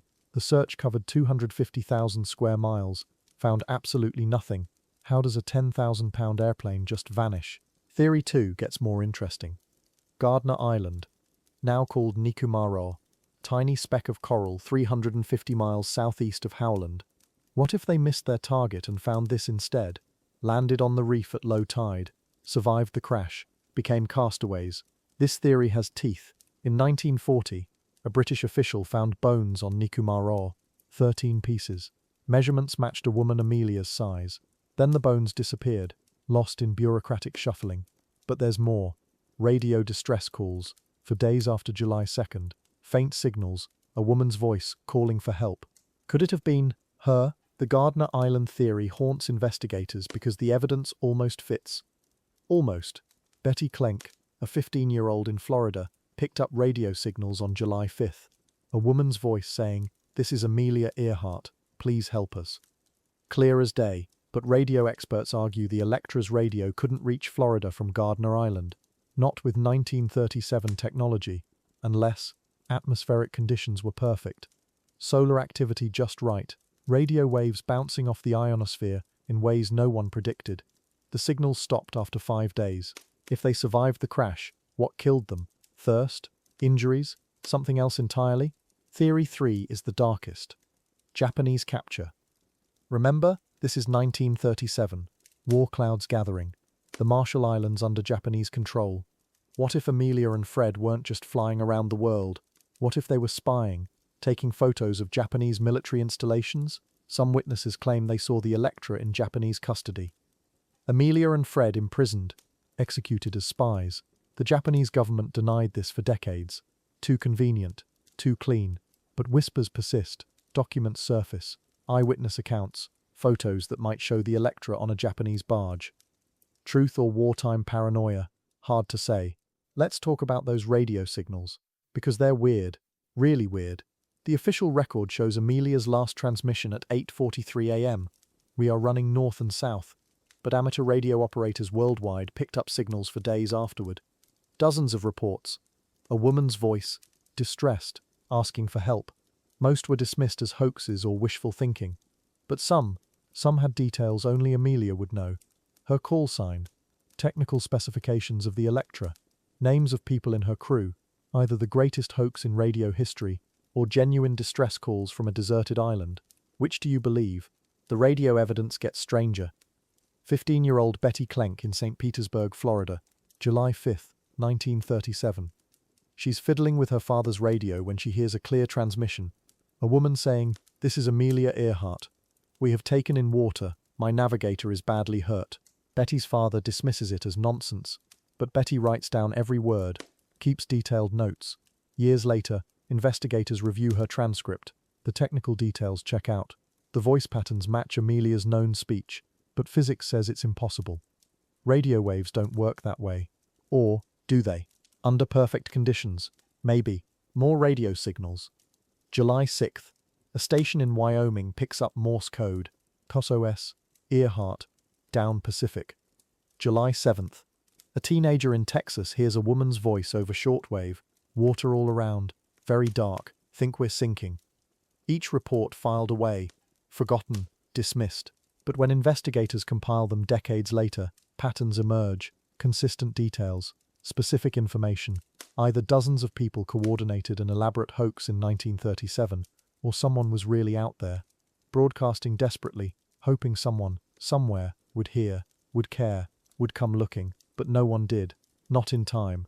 Physical evidence, that's what really matters, right? Not radio signals or theories. Hard proof, and there's been plenty found over the decades. Problem is, none of it's conclusive.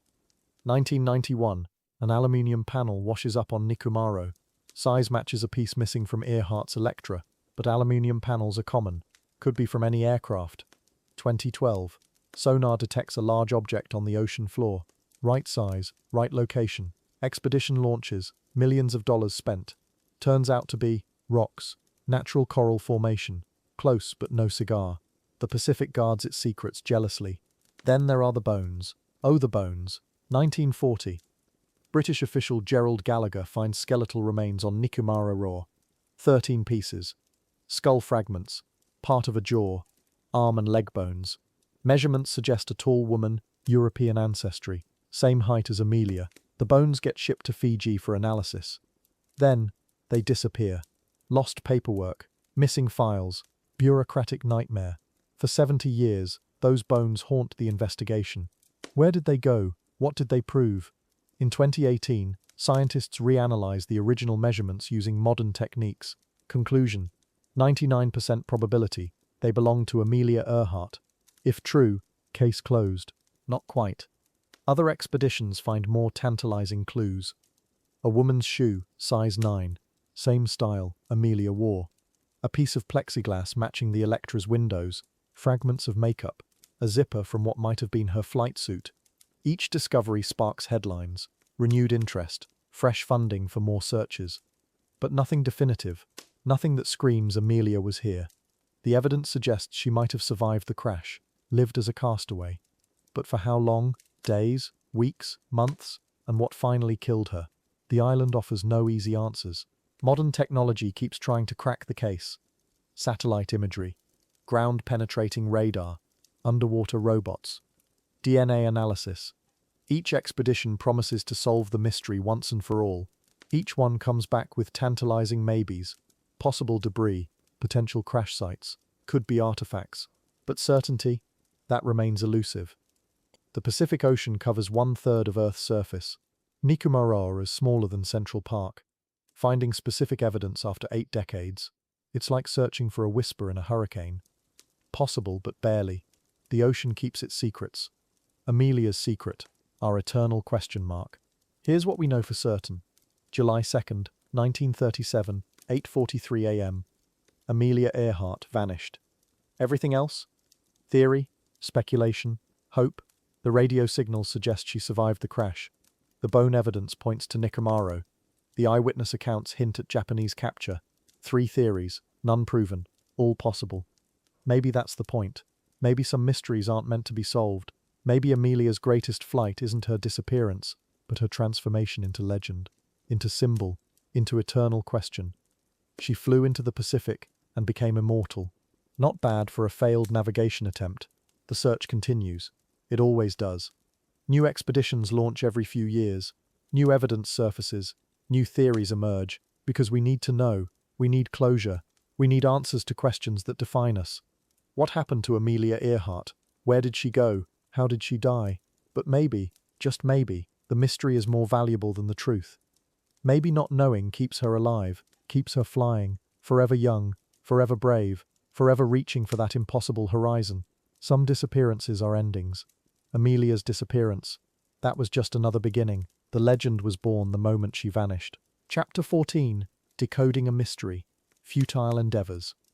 87 years later, we're still looking. Teams with underwater robots, bone fragments analyzed in labs, sonar sweeping empty ocean floors, expeditions costing millions, all chasing a woman who vanished in 1937. And here's the thing about modern searches for Amelia. They're simultaneously more sophisticated and more hopeless than anything attempted before. We have technology the 1930s couldn't dream of, yet the Pacific keeps its secrets just as tightly as ever. Why do we keep looking? It's not really about finding her anymore. It's about the not knowing, the unfinished story. Every few years someone announces a breakthrough, new evidence, compelling theory. And for a moment, it feels like we might finally solve aviation's greatest mystery. Then the evidence crumbles under scrutiny. The theory falls apart, but we can't stop, because somewhere in that vast Pacific, truth is waiting. Maybe on an island, maybe on the ocean floor, maybe nowhere at all. The most persistent searchers belong to TIGAR, the International Group for Historic Aircraft Recovery. They've spent decades focused on one theory, Gardner Island, now called Nikamaro, a tiny coral atoll 1,400 miles southeast of Howland. Their logic? Radio distress calls heard for days after Amelia disappeared. Calls that stopped abruptly. If she crash-landed on the reef, if she survived initially, those calls make sense. So TIGAR keeps going back, expedition after expedition, each one finding just enough to justify the next. Here's where it gets weird. In 1940, 3 years after Amelia vanished, a British colonial officer found bones on Nikumaroro, partial human remains. He shipped them to Fiji for analysis. The doctor there concluded they belonged to a male, case closed, but the bones disappeared, lost to history. Except, decades later, researchers reanalyzed the doctor's measurements, using modern forensic techniques. The bones matched Amelia's height and build. Female, Caucasian, mid-30s, the right age, the right size. Then, nothing, because the actual bones are gone. TIGAR thought they had her in 1998. They found bone fragments on Nikamaro, sent them for DNA testing. The lab extracted genetic material, but it was contaminated, mixed with DNA from multiple people who'd handled the bones over decades. No clean match to Amelia's relatives. No definitive answer, just more frustrating maybes. This is how it always goes. Every piece of evidence comes with an asterisk. Every breakthrough dissolves under scientific scrutiny. The island gives up tantalizing hints, never proof. Other teams focus on the ocean. If Amelia ran out of fuel, she went down somewhere near Howland, 2.5 miles of water in most places. The search area, massive, but deep-sea sonar technology keeps improving. In 2012, an expedition detected something, metallic debris on the sea floor, the right size to be part of an aeroplane. Excitement built. Could this finally be the Electra? They sent down underwater cameras, photographed everything, enhanced the images, analyzed the shapes. The debris turned out to be rocks. But wait, in 2017, sonar detected another anomaly. This one different, more promising. The Ocean Exploration Trust found what looked like aircraft wreckage. Sitting on an underwater ridge, the shape was right, the location made sense. They planned a detailed investigation, raised funding, assembled the team. Then COVID hit. The expedition was postponed. By the time they returned, ocean currents had shifted sand over the site. The anomaly was buried, hidden again. Another tantalizing lead, gone. Tigers found aluminium fragments on Nicomaro, pieces that might have come from an aircraft. They matched the alloy used in 1930s airplanes. The thickness is consistent with Amelia's Lockheed Electra. But aluminium is aluminium, without serial numbers or distinctive markings. There's no way to prove these fragments came from her plane specifically. They could be from any aircraft. From the war years when planes regularly crashed in the Pacific. The metal tells a story, just not necessarily her story. This is the pattern. Every expedition finds something: radio parts, shoe soles, makeup containers, pieces of glass. Each discovery feels significant until experts examine it closely. The radio parts are wrong frequency, the shoes are wrong size. The makeup container was manufactured after 1937. Every piece of evidence has an innocent explanation. The island was inhabited later. Military forces were stationed there. Castaways from other wrecks washed ashore. Nicomaro collected debris for decades. Not all of it belongs to Amelia. The problem is probability. Yes, those bones could have been hers.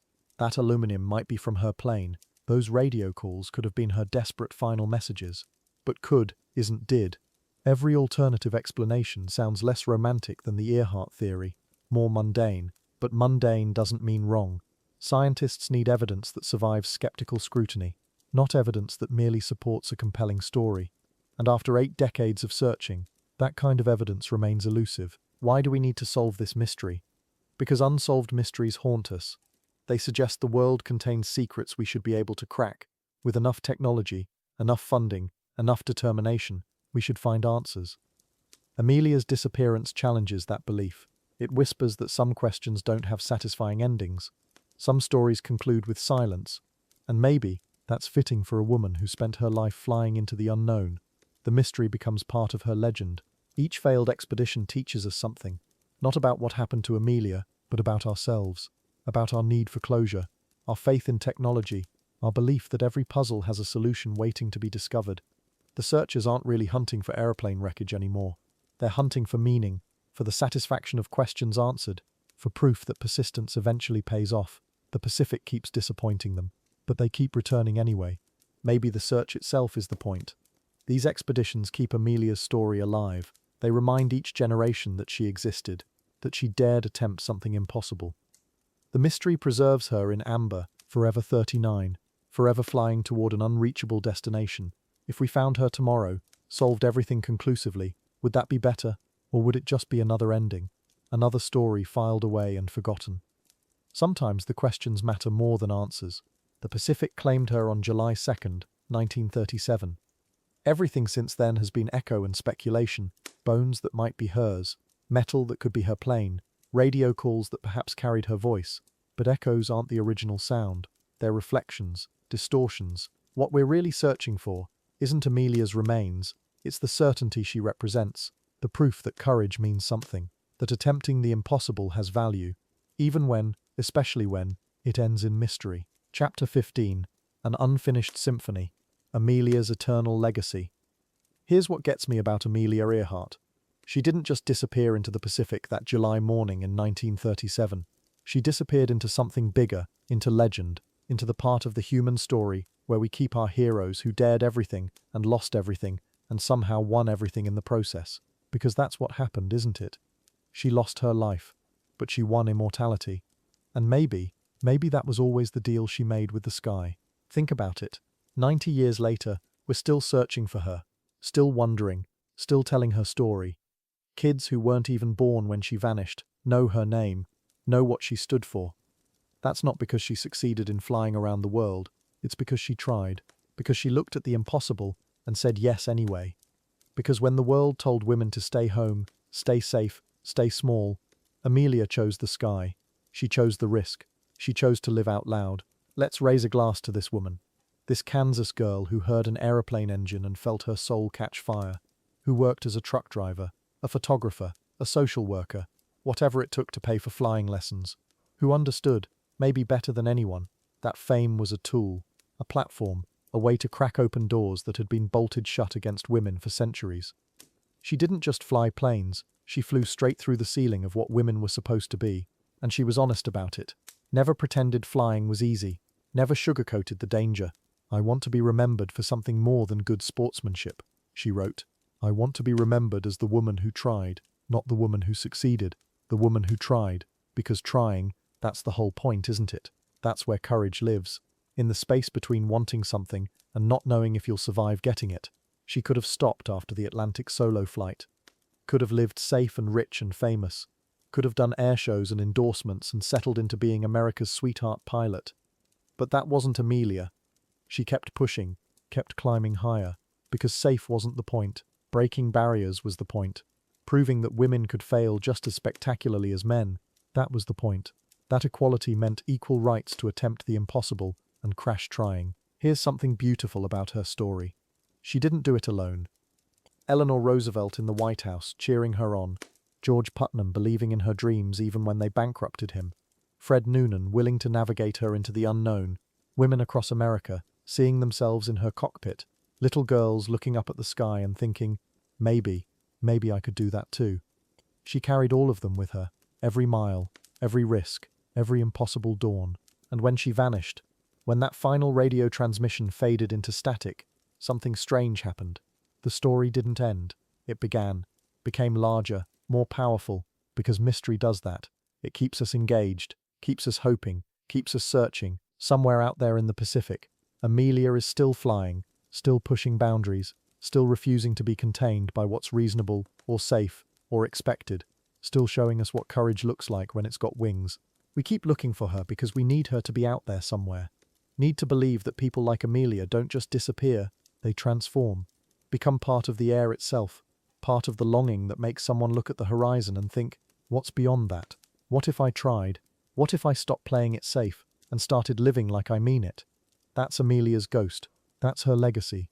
That restless, beautiful, dangerous hunger for more. She wrote once, "Adventure is worthwhile in itself. Not success, not fame, not reaching the destination. Adventure, the trying, the risking, the refusing to stay grounded when your soul wants to soar." Every woman who's ever walked into a room where she wasn't supposed to be, every person who's ever chosen the hard path because it was theirs to walk, they're carrying a piece of Amelia's spirit. Her unfinished flight is still carrying us forward. And maybe that's the point of her disappearance.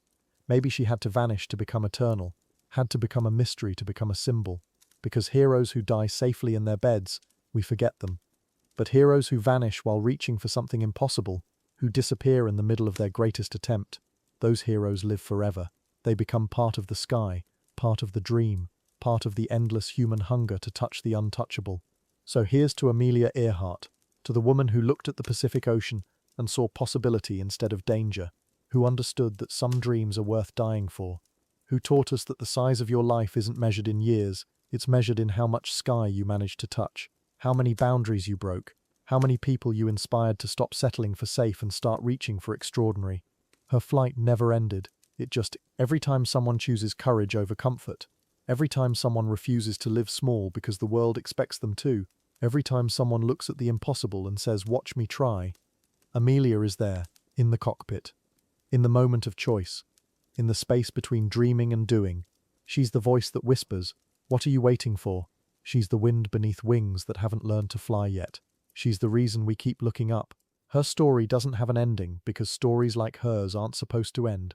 They're supposed to keep inspiring, keep challenging, keep pushing us toward our own impossible dreams. Somewhere tonight, Someone is looking at their biggest fear and thinking of Amelia, thinking of how she walked toward danger like it was an old friend, how she turned uncertainty into adventure, how she proved that the best way to honor your life is to risk it for something that matters. So this is her legacy. Not the mystery of what happened, but the certainty of what she showed us. That extraordinary lives require extraordinary risks. That some people are meant to disappear into legend. That the sky belongs to anyone brave enough to claim it. Amelia Earhart, still flying, still inspiring, still reminding us that the most beautiful flights are the ones that never really end. Sleep well, knowing that somewhere above the clouds, Amelia's still out there, still reaching for tomorrow.